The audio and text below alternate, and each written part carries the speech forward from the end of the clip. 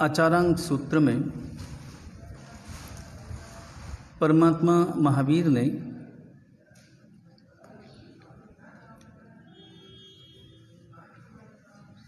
एक सूत्र फरमाया है। प्रथम श्रुतस्कंद के दूसरे अध्ययन के चतुर्थ उद्देश्य का यह 83वां सूत्र है।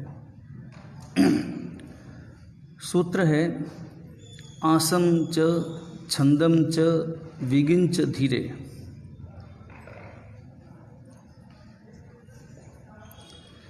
इस सूत्र के द्वारा परमात्मा ने मन पर प्रहार किया है। मन की 3 दशाओं में हम जीते हैं। मनोरंजन करना, मनोमंथन करना और मनोभंजन करना, 3 अवस्थाएं हैं। मन को राजी करना, मन को मथना, उसका आलोडन विलोडन करना, और तीसरी दशा है मन को देश निकाला देना। 3 अवस्थाओं में अधिकतर हमारा समय कौन सी दशा में व्यतीत होता है? सुबह से शाम तक की मेरी जो क्रियाएं हैं या मेरे जो सपने हैं, मैं जो सोचता हूँ, जिसे पाने का सोचता हूँ, उसके पीछे मेरी मानसिक अवधारणा क्या है? कभी गहराई से विचार करना, क्योंकि मेरी मानसिक अवधारणा में ही मेरे मंजिल का पता छिपा है। जिधर मुंह करके मैं आगे बढ़ूंगा, आखिर उसी दिशा में तो मेरी मंजिल होगी। मैं चल रहा हूं पश्चिम दिशा में, मेरा मुंह है पश्चिम दिशा में, और कोई अगर पूछे कि तुम्हारी मंजिल कौन सी दिशा में है, और मैं जवाब दूं कि मेरी मंजिल की दिशा पूर्व है, तो सामने वाला व्यक्ति मुझे मूर्ख कहेगा या झूठा कहेगा। मूर्ख इस अर्थ में कि तुझे दिशा का पता नहीं। तू कहता है कि मेरी मंजिल पूर्व दिशा है, मैं मान लेता हूं, क्योंकि तेरी मंजिल जो तुम बता रहे हो वही सही है। तो दोनों में से एक तो गलत है। या तो तुम्हारी मंजिल गलत है या फिर तुम्हारा रास्ता गलत है। या तो तुम्हारी मंजिल झूठी, तुम्हें पता नहीं है कि मंजिल पूर्व है या पश्चिम है, या फिर तुम्हें यह भी पता नहीं है कि मैं जो चल रहा हूं वो कौन सी दिशा में चल रहा हूं। दोनों में से एक तो निश्चित रूप से झूठा है। या तो तुम मूर्ख हो, मूर्ख इस अपेक्षा में कि तुम्हें रास्ते का बोध नहीं है। मंजिल का पता है मगर रास्ते का बोध नहीं है।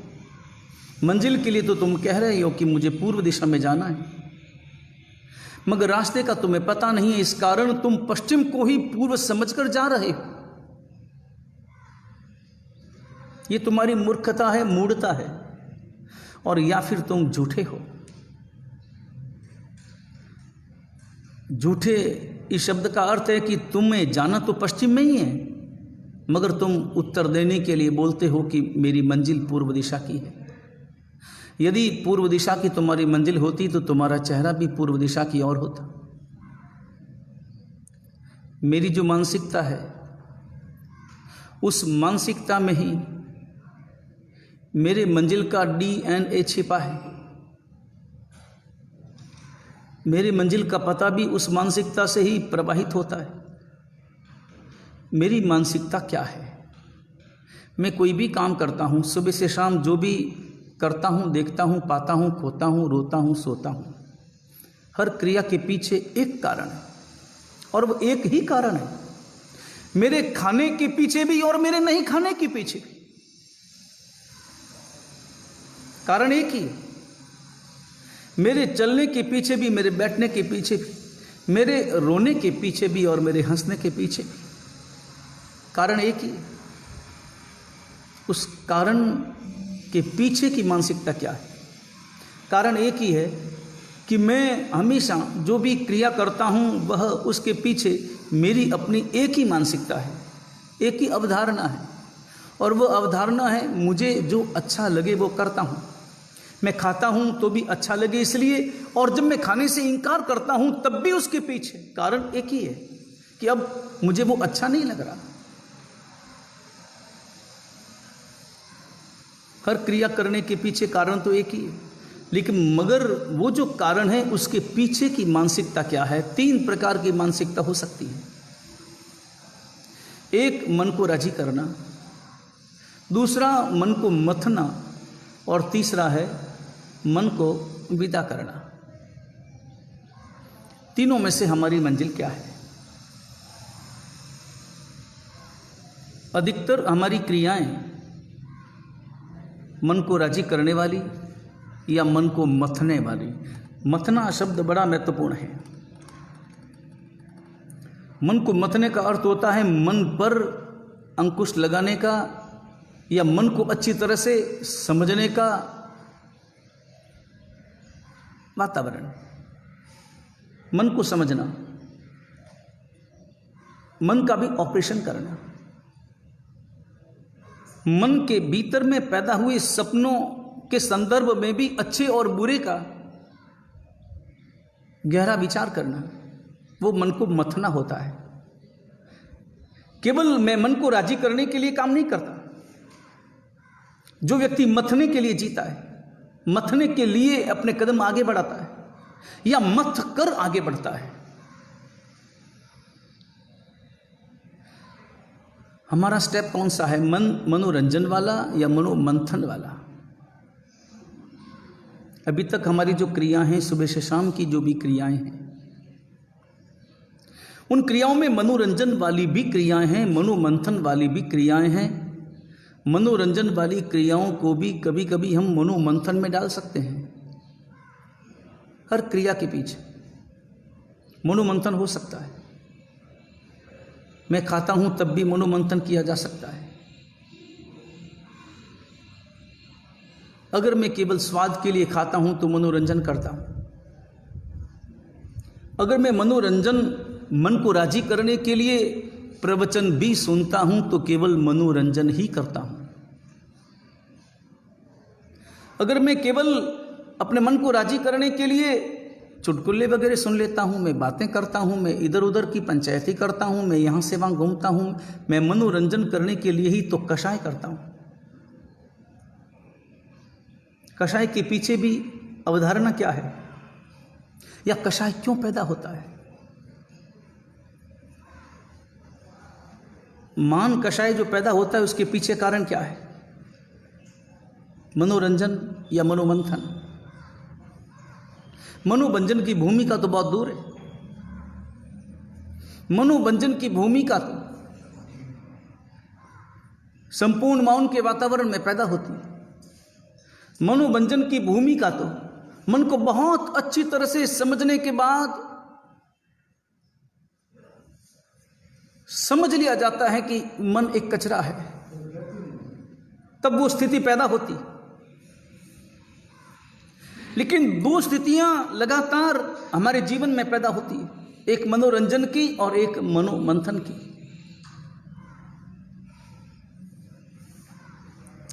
लेकिन बहुत गहराई से सोचेंगे तो पाएंगे कि अधिकतर मेरा समय और मेरी क्रियाएं और मेरे विचार और मेरी मानसिकता मनोरंजन में ही व्यतीत हो जाती। मैं अतीत का विचार करता हूं तो भी मनोरंजन, मैं वर्तमान का विचार करता हूं तो भी मनोरंजन, और मैं भविष्य के सपने देखता हूं तब भी मनोरंजन। मन को मैं राजी कैसे करूं? अपने मन को मैं राजी कैसे करूं, या राजी किससे करूं? दूसरों का सहयोग भी मैं अपने मनोरंजन के लिए लेना चाहता हूं। दूसरों को भी, दूसरे पदार्थों को भी, दूसरे व्यक्तियों को भी मैं केवल और केवल अपने मन को राजी करने के लिए निमित्त बनाना चाहता हूं,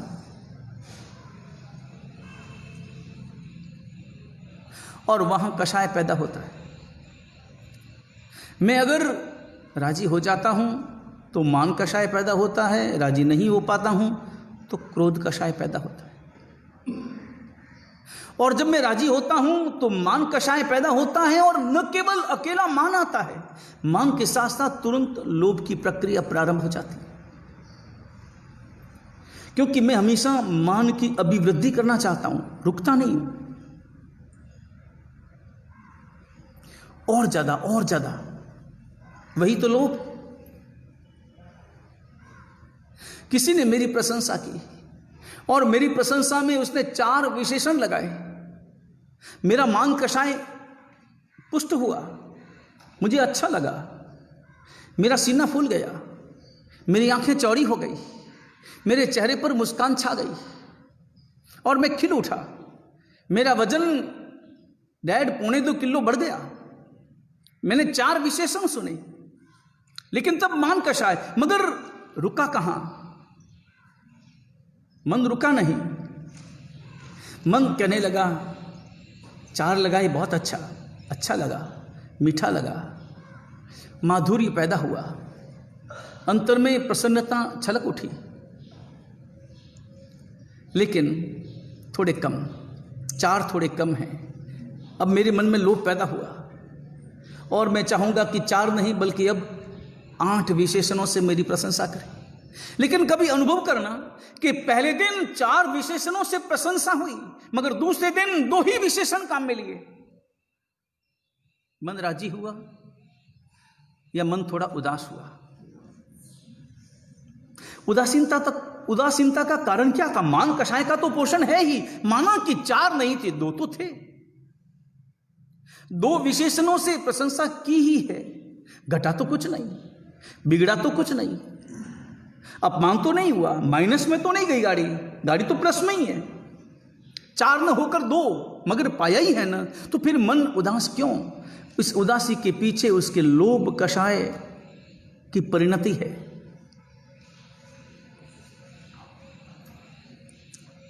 वह चाहता था कि और आगे हो तो मजा आए। 4 तो हो गया, अब 4 में वो बजा नहीं, क्योंकि 4 मिल गया। और जिंदगी का एक नियम है, जो मिल जाता है उसमें कभी आनंद नहीं आता, जो नहीं मिलता है, नहीं मिल पाया है, उसको पाने की कल्पना में ही तो आनंद है। जो मिल गया वो तो मिल गया, अब उसमें आनंद कहाँ? लेकिन जो नहीं मिला है उसे पाने का आनंद है। इसलिए तो व्यक्ति की आंखें सदा सदा घूमती है, कभी कहीं पर भी कभी भी एक स्थान पर नहीं टिक पाती। चाहे वो भोजन सामग्री हो, चाहे वो प्रसाधन सामग्री हो, चाहे वो बाजार की रौनक हो, किसी भी एक वस्तु पर कभी नहीं टिक पाती। चाहे पहनने वाले कपड़े हों, वही कपड़े जो आज पसंद थे दूसरे दिन नापसंद हो जाते, क्योंकि दृष्टि घूमती है कुछ और ज्यादा। और बहुत बार तो ऐसा भी कि और मिले न मिले, मगर जो मिला उसमें ही और ज्यादा होने की कल्पना करता है और उसी में आनंद का अनुभव करता है। संसार के क्षेत्र में ऐसा ही, जो ही परिवर्तन हुआ कि उसे लगा कि इसमें और ज्यादा है, नहीं होने पर भी उसमें और ज्यादा है ऐसा मानकर आनंद की कल्पना करता है। और इसलिए तो बाजार है, अन्यथा इतने लंबे चौड़े के मनुष्य को अपना जीवन बिताने के लिए इतने लंबे चौड़े बाजार की जरूरत कहाँ है? एक सामान्य जीवन अपना व्यतीत करने के लिए और सुखी जीवन, शांतिमय, आनंदमय जीवन व्यतीत करने के लिए इतने पदार्थों की और इतने पुद्गलों की अपेक्षा कहाँ है? अपना काम पूरा करने के लिए, अपनी आवश्यकता पूर्ण करने के लिए इतनी वैराइटीज की कहां अपेक्षा है? लेकिन यह सारी खोज मन की है। वो मन जो अदृश्य है स्वयं, मगर दृश्यों में अटकता है, वो मन जो स्वयं कभी दिखाई नहीं देता, मगर जो दिखाई देता है उनमें अटक जाता है। ये लोभ कषाय फिर आगे से आगे और ज्यादा बढ़ता जाता है। कषाय की प्रवृत्ति, कषाय का जो आवेग, उसके पीछे कारण केवल और केवल मनोरंजन की भूमिका है। हर क्षेत्र में मनोरंजन की भूमिका है। मन राजी हुआ तो मान, और मन राजी नहीं हुआ तो क्रोध, और जब राजी नहीं हुआ तो राजी करने के लिए फिर माया का सहारा। और ये चौकड़ी, जिसे शास्त्रकार भगवंतों ने चंडाल चौकड़ी कहा है, बस ये चौकड़ी मेरे मन के इर्द गिर्द घूमती है और अपने आधिपत्य में ले लेती है, जकड़ लेती है। मैं उनके बाहुपाश में जकड़ा हुआ, उनके नचाई नाचता हूं, उनके घुमाई घूमता हूं। मनोरंजन की भूमिका से मेरा मन बाहर नहीं निकल पाता। अधिकतर मेरा समय मनोरंजन में जाता है। मन राजी कैसे हो? मन को राजी करना, मन के बारे में, मन को राजी करने के बारे में मैं सदा सोचता हूं। और न केवल अपने मन को राजी करने में, बल्कि अपने साथ जो भी हैं उनके भी मन को राजी कैसे करना, वो विचार करता हूं। और दो शब्द जिनकी व्याख्या लगातार चल रही है, सुख और हित, इन दोनों शब्दों के पीछे की जो भूमिका है वो समझना। जो व्यक्ति मन को राजी करने की भूमिका में जीता है वो केवल सुख की चिंता करता है, और जो मनोमंथन की भूमिका में जीता है वो हित की चिंता करता है। उसकी दृष्टि में हित है। मनोरंजन में मन मालिक है, और मनोमंथन में मन परीक्षा से गुजर रहा है। मन को भी परीक्षा देनी पड़ रही है। मन तब बड़ा छटपटाता है, मुझे परीक्षा देनी पड़े, मैं तो मालिक। मन ने अपने आप को मालिक समझा है, और तब जब उसे परीक्षा देनी पड़े तो वह स्वाभाविक रूप से चीखता है, चिल्लाता है और परीक्षा देने से इंकार करता है। मगर तब भी अगर मेरी चेतना से जुड़ा हुआ मन, चेतना से जुड़ा हुआ, जो चेतना को अपने केंद्र में रख करके जीना चाहता है, ऐसा मेरा मन जब हावी हो जाता है तो मन को भी अपनी परीक्षाएं देनी पड़ती है। तब मन, उसका ऑपरेशन शुरू हो जाता है, तब मंथन शुरू होता है। तब तय होता है कि मन की कौन सी इच्छा सही थी, कौन सी इच्छा खराब थी। तब आयोग बिठा दिया जाता है। फिर आयोग तय करता है कि अभी तक मन ने जो जो भूमिकाएं की उनमें अच्छी क्या थी, बुरी क्या थी। मन नहीं चाहता, क्योंकि मन तो चाहता है कि यही निर्णय हो कि मैंने जो भी किया है, जो भी कर रहा हूं, जो भी करता हूं, जो भी करूंगा वह अच्छा ही है, उसे अच्छा ही समझो। मुझे बुरा कहने वाले तुम कौन? मैं जो भी करूं, मैं रोऊं तो भी अच्छा, मैं हंसूं तो भी अच्छा, मैं खाऊं तो भी अच्छा, मैं पीऊं तो भी अच्छा, मैं दिन में खाऊं तो भी अच्छा, मैं रात में खाऊं तो भी अच्छा, मैं बख्शे खाऊं तो भी अच्छा, अबख्शे खाऊं तो भी अच्छा। मन चाहता है, क्योंकि मन मालिक बना है। और जिसका मालिक मन बना हो, उस व्यक्ति का जीवन देखो, उस व्यक्ति की दिनचर्या देखो, और उसके भीतर के विचार देखो। केवल व्यवहार नहीं, बल्कि उसके अंतर के विचार। क्योंकि व्यवहार में तो कभी कभी व्यक्ति सावधान भी रहता है, क्योंकि अपने परिवार के साथ रहता है, लोगों के साथ रहता है। तो जब लोगों के साथ रहता है, परिवार के साथ रहता है, तो उसे थोड़ा विचार तो करना होता है, थोड़ी मर्यादा निभानी होती है। मगर मर्यादा व्यवहार से निभती है, मन कब मर्यादा निभाना जानता है। मन ने मर्यादा निभानी कब सीखी? मन तो केवल अवसर की तलाश में रहता है, अवसर मिला कि मर्यादा तोड़ने में रहता है। मन का स्वभाव तो भटकने का और घूमने का है। और फिर वैसे निमित्त मिल जाए, बल्कि वैसे निमित्तों को खोज लेता है। निमित्त मिलना और निमित्त खोजना, इन दोनों में तो अंतर है। निमित्त अनायास मिलते हैं, अगर मिलते हैं तो अनायास मिलते हैं, और निमित्त जब खोजता है तो आदमी खोद खोद करके खोज लेता है। और बहुत बार तो ऐसा भी कि नहीं होने पर भी बना लेता है, नहीं होने पर भी बना लेता है।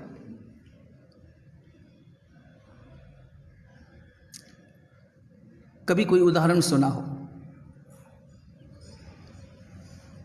उदाहरण तो काल्पनिक है, मगर संदेश बड़ा गहरा है, और वह संदेश हमारे मन को उजागर करता है। एक कौवा था, अपनी आवाज करता हुआ इधर से उधर घूमता था, भटकता था, मगर भूखा रहना पड़ता था। एक बार वो उड़ते उड़ते और काऊ काऊ करते करते एक देवी के मंदिर में चला गया। देवी के मंदिर में वहां मिठाई पड़ी हुई थी, किसी भक्त ने मिष्टान्न चढ़ाया था, फल इत्यादि चढ़ाए थे। तो कौवा वहां पहुंच गया, देवी को देखा। देवी की प्रतिमा को देखकर कौवे ने सोचा कि प्रतिमा है, इनके आगे चढ़ाया है, ये खुद तो लेंगे नहीं, मैं आहार ले लेता हूं। ये सोचकर अपनी चोंच जोई वो डालने वाला था कि देवी ने कहा रुको। कौवा घबराया, अब इतना मीठा भोजन सामने, एक तो भोजन सामने और एक मेरी क्षुधा मेरे पास, दोनों का मिलन हो तो ही तो भोजन का आनंद है। और पेट और भोजन का मिलन तो तभी होगा जब क्षुधा होगी। अगर भूख ना हो तो भोजन कितना भी सामने, कितना भी अच्छा, कितना भी प्यारा, कितना भी मधुर क्यों ना हो, कोई काम का नहीं, वह भोजन कर नहीं सकता। और भूख के साथ साथ शरीर का निरोगी होना भी जरूरी है। अगर शरीर में रोग हो, शरीर में कोई तपेदिक अथवा कोई तीव्र बुखार, अगर अत्यंत कोई खतरनाक ज्वर पैदा हो गया हो, तो उसे मीठा भोजन भी तो कड़वा लगता है। भोजन कितना ही मीठा हो, मगर उससे पूछो कि भोजन मीठा है या कैसा है, वो कहेगा कड़वा है, बिल्कुल कड़वा है। भोजन कड़वा नहीं था, लेकिन उसकी अपनी बीमारी। तो सारी बातें मिले, शरीर निरोगी हो, शरीर में भूख हो और सामने भोजन हो। अब इतना बढ़िया भोजन सामने है और मुझे रोक रही है देवी। कौवा रुका, रुकना पड़ा, क्योंकि मंदिर उसका था। देवी ने कहा कि तुम खाना चाहते हो? उसने कहा खाना चाहता हूं। और कौवा थोड़ा होशियार था, चतुर पक्षी था, देवी को प्रसन्न करना चाहा, क्योंकि देवी को प्रसन्न करके ही तो मैं यहां का मिष्टान्न ले सकता हूं। और उसके मन में कल्पना आ गई, प्रथम क्षण में ही कल्पना आ गई थी। जो ही भोजन देखा उसने विचार किया कि अरे इतने दिनों तक मैं यहां क्यों नहीं आया, क्यों मैं डाली डाली एक पेड़ से दूसरे पेड़ पर भटकता रहा, मैं गांवों के चक्कर लगाता रहा और लोगों के कंकर खाता रहा। इसकी बजाय मैं इस मंदिर में आ जाता रोज, तो यहां तो मिठाई रोज चढ़ती, फल रोज मिलते हैं, तो मेरा तो यहां रोज 32 प्रकार का और 36 प्रकार का भोजन मुझे रोज मिलता और रोज पेट भरकर भोजन मिलता। देवी ने पूछा तुम खाना चाहते हो? कौवे ने जवाब दिया और बड़े मीठे स्वरों में जवाब दिया, अपनी चतुराई को प्रकट किया। अरे देवी मां, आपकी कृपा मिल जाए, आपकी शरण मिल जाए, आप सबको शरण देते हैं, मुझे भी अपनी शरण दो और ये भोजन मुझे दो। बल्कि मैं तो चाहता हूं ऐसी मिठाई और ऐसे फल मुझे मिले तो मैं तो रोज आपकी सेवा करना चाहता हूं, आपकी सेवा में ही रहना चाहता हूं। अब सेवा में रहना चाहता हूं, उसका लक्ष्य सेवा करने का था। रोज रोज ऐसा भोजन मिले। देवी ने कहा, तुम यहां रहना चाहते हो? मेरी स्वीकृति, मगर एक बात, मेरी एक शर्त है। तुम्हें आज भी भोजन मिलेगा, कल भी मिलेगा, परसों भी मिलेगा, रोजाना मिलेगा। शर्त एक। कौवे ने देखा कि यह मामला बड़ा गड़बड़ है, मुझे शर्त में बंधना, किसी मर्यादा में बंधना मेरे वश का नहीं है। तो मैं क्या शर्त सुनूं या सुने बिना ही अस्वीकार करूं, या सुनने के बाद अस्वीकार करूं या स्वीकार करूं, क्या करूं? लेकिन तुरंत नजर सामने पड़े हुए गुलाब जामुन पर पड़ी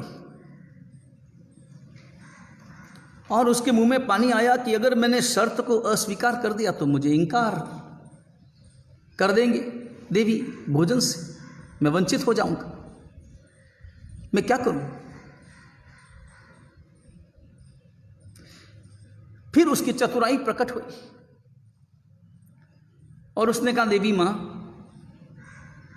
आपकी शरण तो पुण्यशालियों को मिलती है, मेरे इतने पुण्य कहां?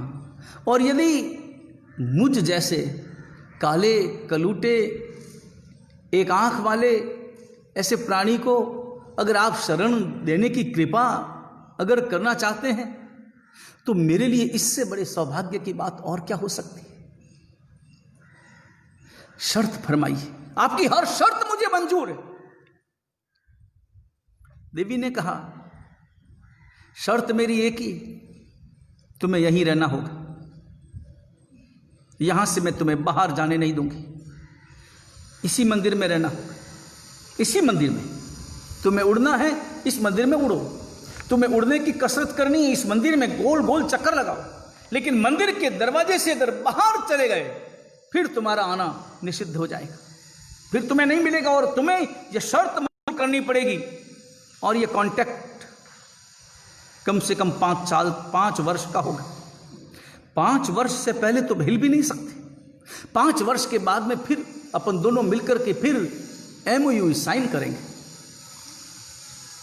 नया साइन करें, जो भी नया कॉन्ट्रैक्ट करेंगे। 5 साल की शर्त। कौवा तो घबराया, 5 साल यहीं रहना, एक ठिकाने पर टिके रहना, बड़ा मुश्किल काम।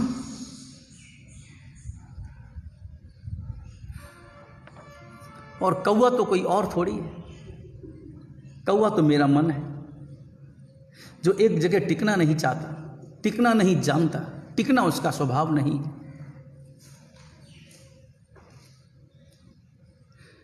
लेकिन 2 बातें, क्या करे? शर्त मंजूर करे तो टिकना पड़ेगा, ना मंजूर करे तो मिठाई और ऐसी मनपसंद सामग्री उससे वंचित रहना पड़ेगा। मैं क्या करूं? मगर कौवा तो कौवा था, होशियार।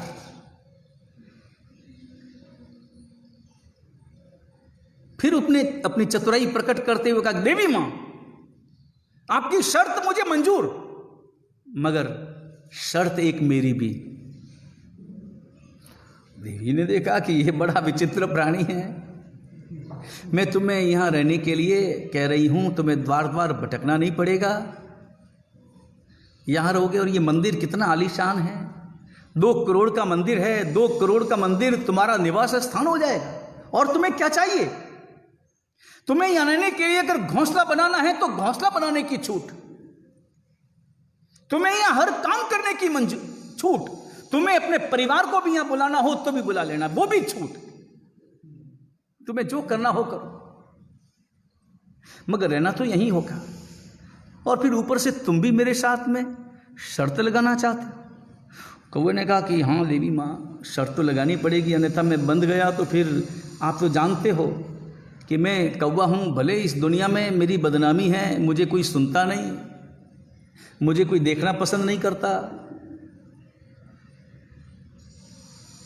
मगर फिर भी आप जानते हैं कि मैं अपने वादे का बड़ा पक्का हूं। मैंने एक बार हां भर ली तो हां भर ली। इसलिए एक शर्त, छोटी सी शर्त है, और वो शर्त आपके प्रेम से जुड़ी हुई है। एक छोटी सी शर्त लगाना चाहता हूं। देवी ने कहा बोलो। और तब कौवे ने कहा कि शर्त मेरी एक ही है कि मैं यहां रहूं, और आप तो जानती हैं कि मेरा स्वभाव क्या है, और मैं अपना स्वभाव कैसे छोड़ सकता हूं। मैं काला हूं तो गोरा नहीं हो सकता, मैं एक आंख वाला हूं तो दो आंख वाला नहीं हो सकता, मैं काम काम करता हूं तो मैं छांव छांव नहीं कर सकता। आखिर मेरा जो स्वभाव है वही रहेगा। आपकी शरण मिल जाएगी, आने वाला भव मेरा सुधर जाएगा। ये भव तो जैसा है वैसा है, लेकिन कभी कोई मेरी गलती हो जाए, मेरी शर्त, कभी कोई मेरी गलती हो जाए, कुछ हो जाए, लेकिन आप कभी नाराज मत होना। जिस रोज आप नाराज हो गए, अपना सारा कांटेक्ट कैंसल। जिस रोज आप नाराज हो गए, उसी समय मैं बाहर का रास्ता, फिर कोई मर्यादा मुझे बांध नहीं पाएगी, कोई शर्त मुझे रोक नहीं पाएगी। देवी ने सोचा कि यह शर्त तो सामान्य है, मुझे तो वैसे भी क्रोध कब आता है, आखिर तो मैं देवी हूं, देवी स्वरूपा हूं, मुझे तो कभी क्रोध आता नहीं, और मैं कभी क्रोध करूंगी नहीं। और अब जब विशेष रूप से तुमने कहा है, तो कम से कम तुम्हारे सामने तो कभी क्रोध करूंगी नहीं, तुम्हारे साथ कभी क्रोध करूंगी नहीं। अगर मुझे कभी क्रोध करना भी होगा तो किसी दुष्ट प्रकृति के किसी व्यक्ति के सामने करूं, तुम्हारे सामने कभी नहीं करूं। शर्त मंजूर। और दोनों ने हस्ताक्षर कर लिए 100 रुपए के स्टाम्प पेपर पर। गजेटेड ऑफिसर के द्वारा सत्यापित किया गया और कांटेक्ट शुरू हुआ। कौवे ने खाना पीना प्रारंभ किया और क्या मस्ती से डोलता, मस्ती से घूमता। और पहला दिन तो बड़े आराम से बीता, क्योंकि पूरा मंदिर देखा, एक एक स्तंभ देखा, एक एक जरोखा देखा, एक एक गोखरा देखा, उसकी कारीगरी देखी। कारीगरी देखने में ही मन अटक गया। और क्या देवी की प्रतिमा देखी, उनके वस्त्र देखे, उनका चेहरा देखा और सोने के आभूषण देखे। और इन सब को देखने में उसका पहला दिन बड़े आराम से व्यतीत हो गया। शाम होते ही नींद बड़ी गहरी आई, क्योंकि खाना बड़ा स्वादिष्ट था और भरपेट था। दूसरे दिन तो और नई मिठाइयां मिली। देवी मां के भक्त आए और नई नई मिठाइयां, नए नए फल चढ़ाए। दूसरा दिन, तीसरा दिन, 4 दिन, 5 दिन बीते, 6 दिन बीते, और अब तो उसे पेड़ों की याद आने लगी, खुले आकाश की याद आने लगी। हालांकि जब वो वहां था तब उसे वो पसंद नहीं था, लेकिन अब जब यहां था तब उसे वो पसंद था। इस दुनिया का नियम यही है। और दुनिया का क्या, हमारे मन का नियम यही है। हम जहां होते हैं वहां नहीं होते मन से, जहां नहीं होते वहां होते हैं मन से। याद हमेशा वहां की आती है जहां हम नहीं होते। जहां होते हैं वहां मन पूरी तरह से टिकता कहाँ है। आगे से आके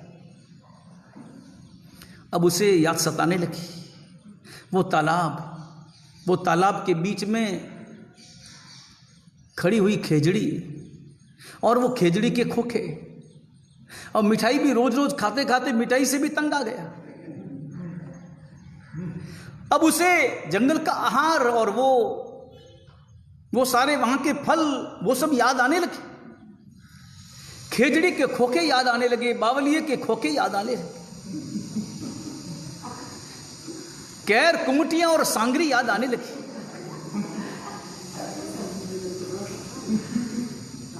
मोकलसर के पहाड़ में उगने वाले लूखे याद आने लगे। और फिर किसी जाल पर लगे पीलू,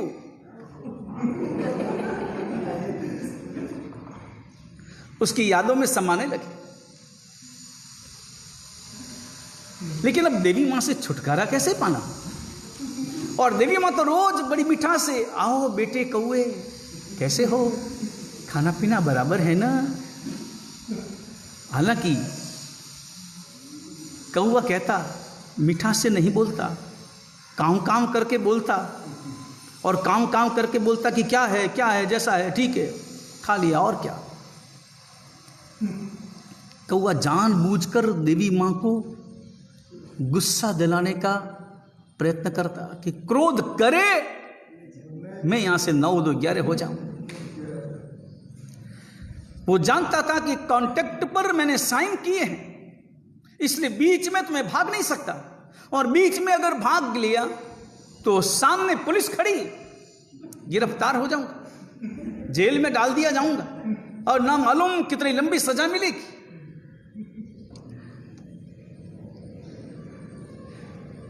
लेकिन एक बार अगर क्रोध कर ले फिर कोई चिंता नहीं, फिर कोई अधिकारी मुझे पकड़ नहीं सकता और कोई जज मुझे सजा सुना नहीं सकता, क्योंकि कॉन्ट्रैक्ट भंग का आरोप देवी मां पर लगेगा, मुझ पर नहीं।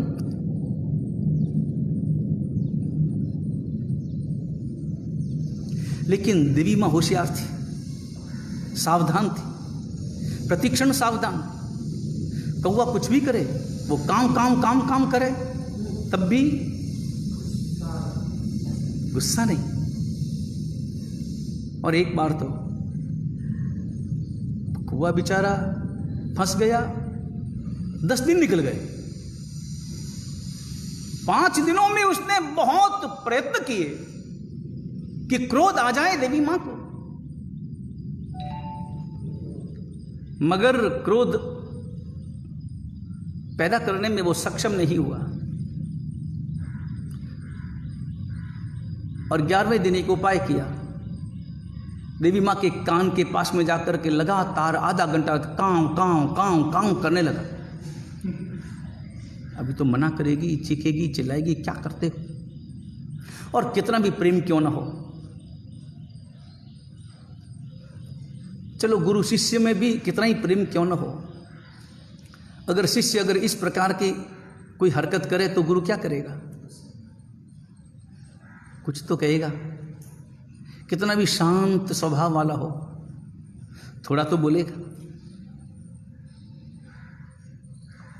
देवी मां समझ गई, देवी मां समझ गई कि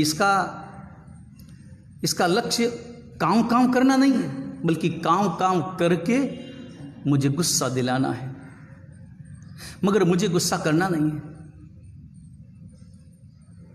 और देवी मां उसके काम को सुन करके मुस्कुराती, और मुस्कुरा करके उसने कहा, क्या बात है कौआ, आज तुमने क्या मिठाई खाई है, इतनी मीठी आवाज,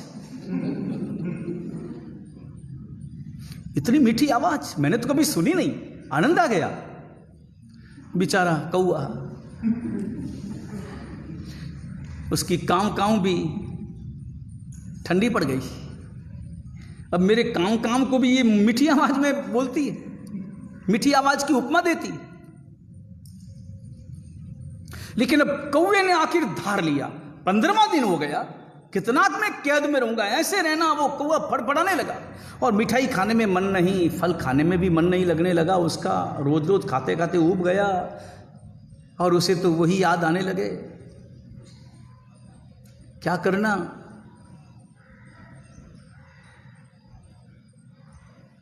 ठान लिया कि आज तो मुझे कैसे भी करके यहां से रवाना होना है। लेकिन वो सावधान भी था, आरोप लगा करके रवाना होना है, और क्रोध कर नहीं रही, क्रोध नहीं कर रही, फिर भी इस पर क्रोध करने का आरोप लगाना है, तभी तो मैं सजा से बच पाऊंगा। उसने एक और काम किया, अब तो क्रोध आएगा ही आएगा। कौवा उड़ता सीधा देवी के माथे पर बैठ गया, मस्तिष्क पर बैठा। अब माथे पर बैठे कैसा लगे, वो देवी मां जिसने उसे शरण दी, वो देवी मां उसी के माथे पर चढ़ गया।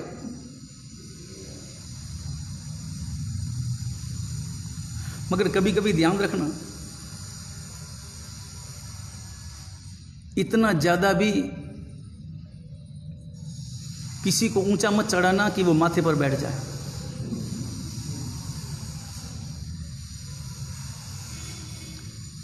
जीवन में प्रेम की भी एक सीमा है और वात्सल्य की भी एक सीमा है।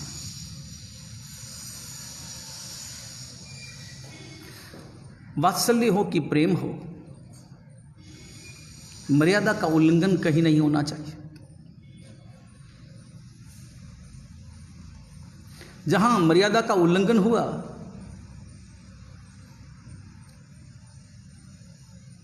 कि वहां सारा व्यवहार अस्त व्यस्त हो जाता है।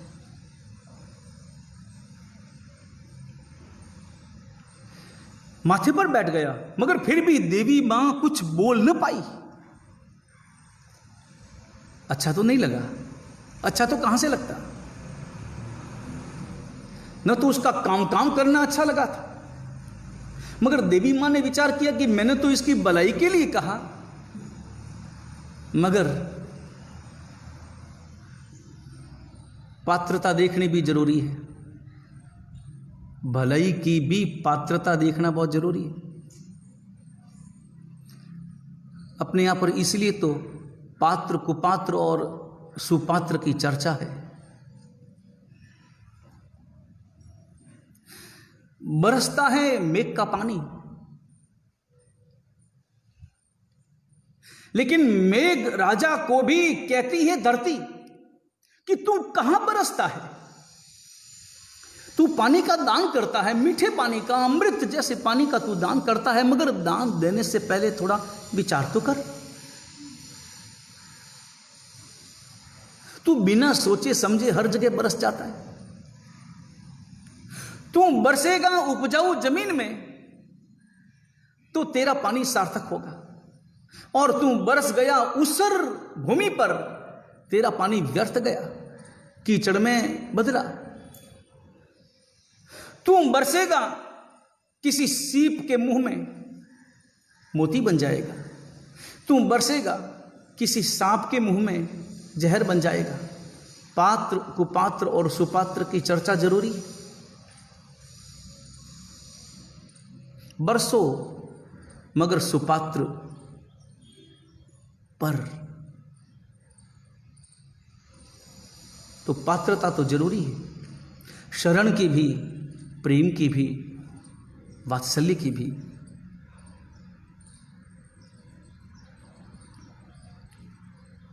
और किसी कुपात्र पर बरसे प्रेम तो चढ़ जाता है माथे पर,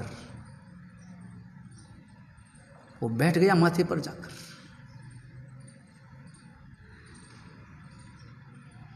और देवी मां उड़ाए भी तो कैसे, क्योंकि इधर मैंने उड़ाया नहीं और इधर 9 2 11 हुआ नहीं। अरे इसे 11 होना हो तो हो, मगर ये आरोप मुझ पर लगाकर रवाना होना चाहता है, वो मैं इसे ऐसी स्थिति होने नहीं दूंगी। कौआ बैठ गया माथे पर, तब भी देवी मां को क्रोध नहीं। तब कौए ने एक और क्रिया कर ली, उसने माथे पर बीट कर दी। अब इससे ज्यादा तो मैं क्या कर सकता, अब तो क्रोध कर। मगर देवी समझ गई और बीट का अनुभव भी हो गया, क्यों बीट का जो वजन आया और बीट का जो उसकी जो गर्माहट मिली।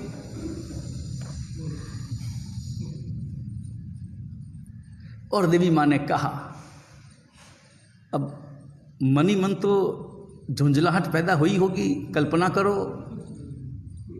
हम अपने जीवन में कल्पना कर सकते हैं, कोई ऐसी स्थिति थोड़ी बहुत भी हो तो उस वक्त में मन की दशा क्या होती।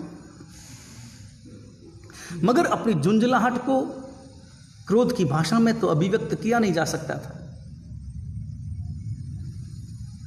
अपनी भाषा में तो मिठास जरूरी थी, क्योंकि मिठास के कारण ही तो वह रुकेगा और उसे मौका नहीं मिलेगा। तो उसने कहा, देवी मां ने कहा, क्या बात है कौए, तेरी तो मीट भी बड़ी अच्छी यूं सुहानी और गरम लग रही, गरम गरम अच्छी सुहानी लग रही, मीट भी गरम गरम।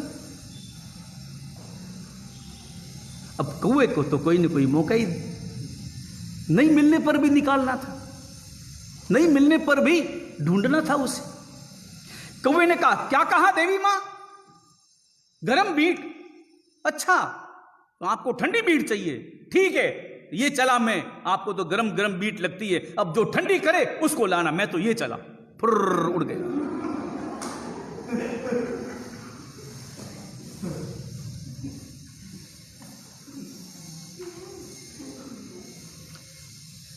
मन की चालें समझना। इन तीनों की चर्चा परसों करेंगे। मनोरंजन, मनोमंथन, मनोभंजन।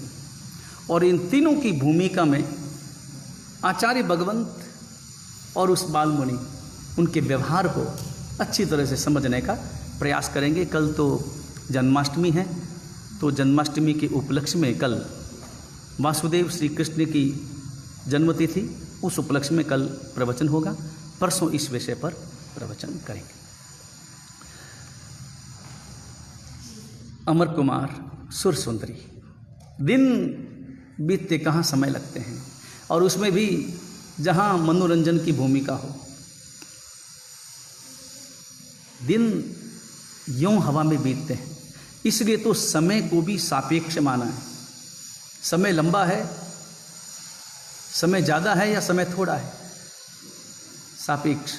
हालांकि समय न ज़्यादा है न थोड़ा है, समय जितना है उतना है। 1 घंटे में 60 ही मिनट होती,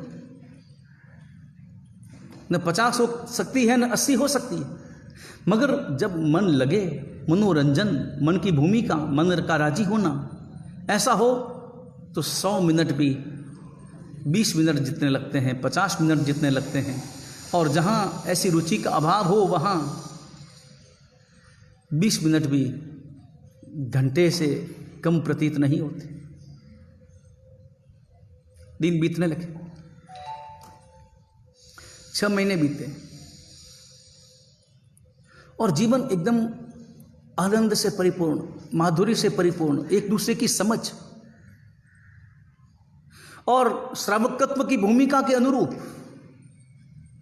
क्योंकि अमर कुमार एक सुश्रावक था और सुर सुंदरी एक सुश्राविका थी, जो धर्म को भी समझने वाली, तत्व को भी समझने वाली। और जो धर्म को समझे, उसका संसार भी धर्ममय बन जाता है।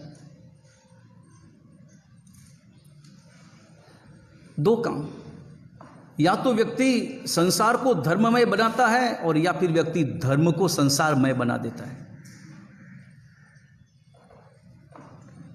उल्टा मामला,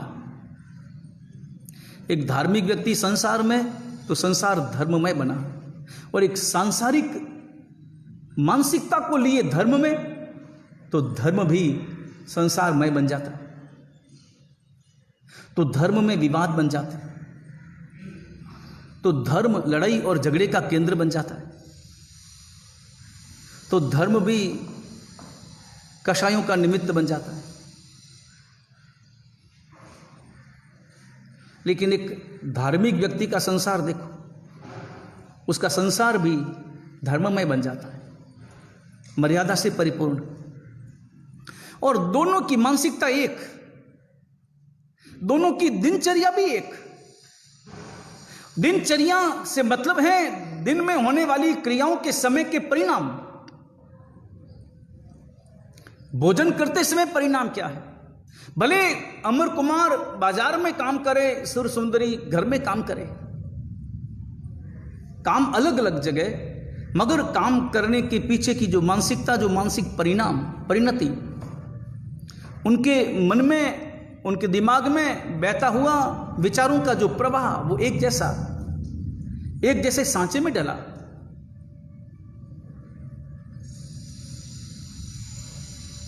और क्या उन दोनों का सुखी जीवन, धर्म में जीवन।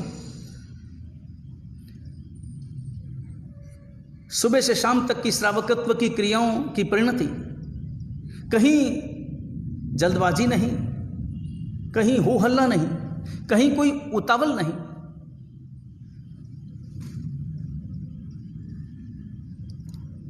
और सुखी जीवन। 6 महीने बाद और कोई विशेष घटना तो नहीं घटी थी, मगर थोड़ी व्यापारिक उथल पुथल थी, और व्यापारिक उथल पुथल होने के कारण से सेठ धनावह दुखी था कि उसके जो माल सामान से भरे हुए जहाज जो आने वाले थे,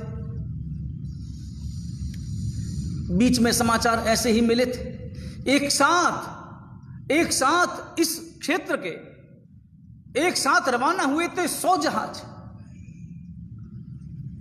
और उसमें 2 जहाज सेठ धनावह के भी थे। लेकिन धीरे धीरे समाचार मिलने लगे थे कि उन 100 में से वो 20 डूब गए, तूफान चला, एक साथ चले थे, वो 20 डूबे, वो 15 डूबे, उसके वो डूबे, ऐसे समाचार मिलने लगे। तो स्वाभाविक रूप से सेठ धनावह उदास हुआ, और धनावह उदास हुआ तो अमर कुमार आखिर तो गृहस्थ जीवन में था और संसार के जीवन में था, उसके चेहरे पर भी उदासी छाई। और पता लगा तो सुर सुंदरी का भी उदास होना स्वाभाविक था। मगर सुर सुंदरी ने कहा,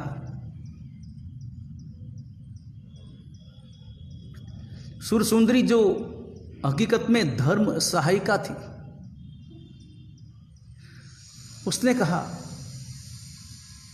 उदास नहीं, पक्के समाचार जब तक न मिले तब तक अनिष्ट कल्पना भी नहीं। और ऐसे समय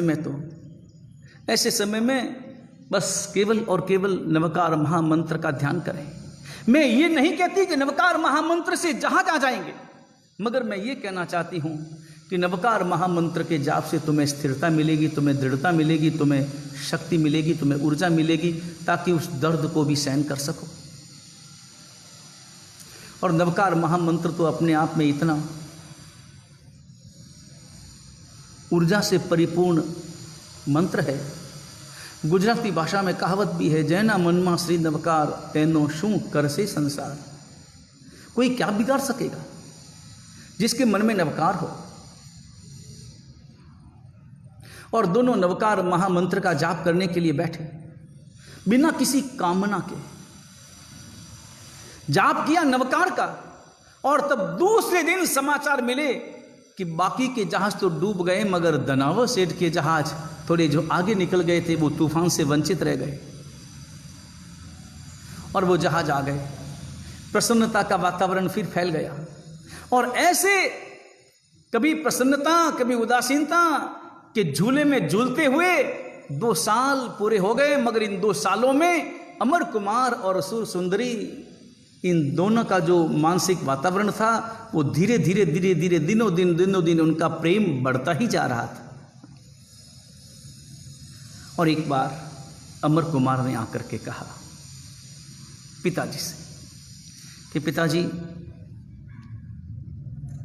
सामान पूरा हो गया है, नया सामान लाना है, विदेश से जाना है, यहाँ का सामान लेकर के जाना है और विदेश से सामान लेकर के आना है। क्या सोचते हैं आप?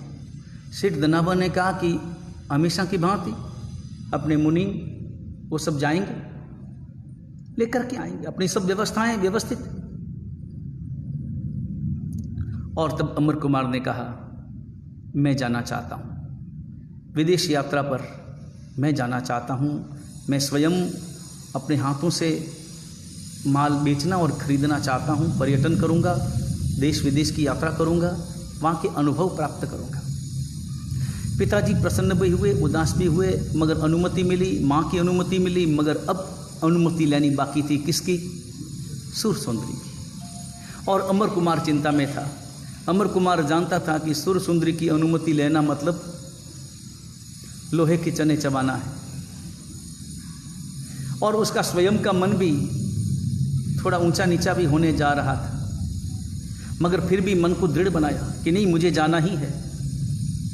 और सुर सुंदरी के पास में पहुंचा, दुनिया भर की भूमिका अपने दिमाग में उतारी किन शब्दों का प्रयोग करना है, कैसे कैसे शब्द बोलना है, और अनुमति लेने से पहले मुझे क्या, उसे प्रसन्न करने के लिए क्या करना है।